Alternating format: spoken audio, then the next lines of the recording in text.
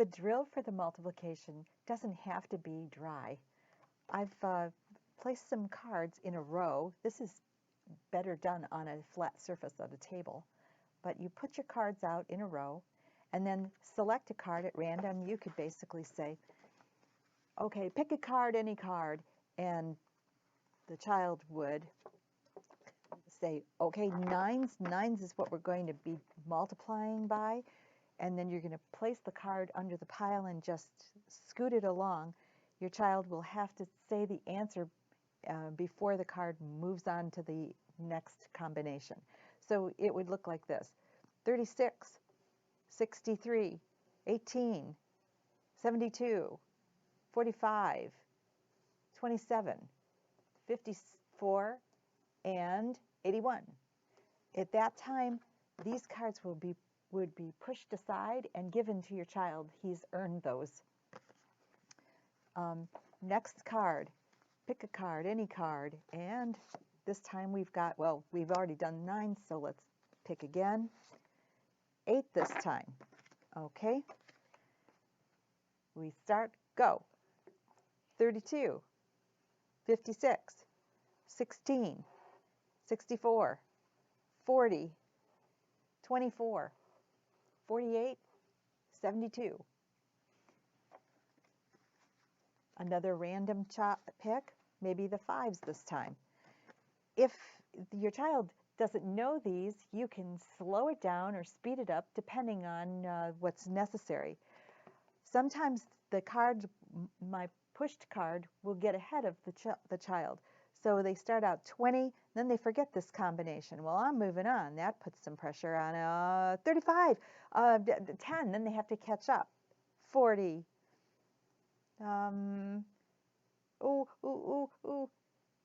25, 15, 30, 45. You can see how I'm always challenging. What you're trying to do is put your child in competition with herself. So there's more of a challenge to just get better, to better herself. All right, so that's one of the games.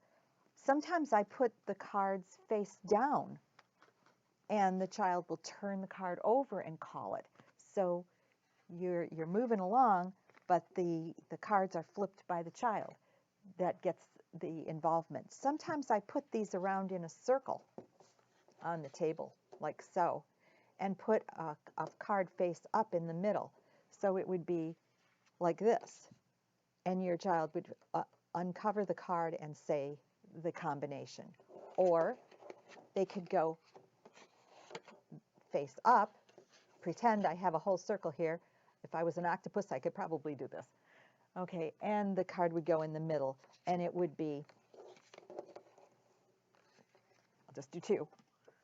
It would be like this: 42, 48, and going around the circle.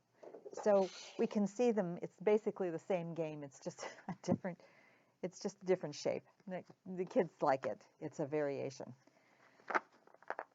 Another game that I have, and this is certainly after the whole scheme of the multiplication tables are learned. So you wouldn't be able to do this until everything is pretty well established. But your deck of cards, you make sure that you've got pairs and matches for each of the cards. So you'll have to make sure that you have double 7s and double 8s and so forth. Shuffle them up and put them on the table face down in rows. So you might have maybe 8 or so cards, maybe 4 rows of 8s or something. Use up your deck. And then it's kind of like a matching game, a concentration matching game, where you would turn over 2 cards and you'd have to multiply it. So perhaps your child would choose an 8 and a 9. Your child would have to say 72. These are not a match, so they're turned back over, and hopefully you and your child are remembering that those are the positions of those cards. And then it would go to the other person, who would take a turn and flip the cards over. At some point, you'll choose 2 cards that actually match, And so we say the doubles, 81, and these two matches are taken off by the person who actually calls it and kept for her points.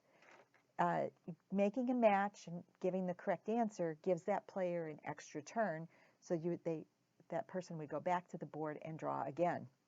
And of course, the one with the most cards wins. This is a great game to play if you want to take some of the pressure off the actual drill. And it can be done by the children themselves. I mean, maybe a brother and sister or a friend comes over. It's a game that I've seen children play with each other. It can be played with the grandparent. It can be, done quickly or easily, even as a time filler.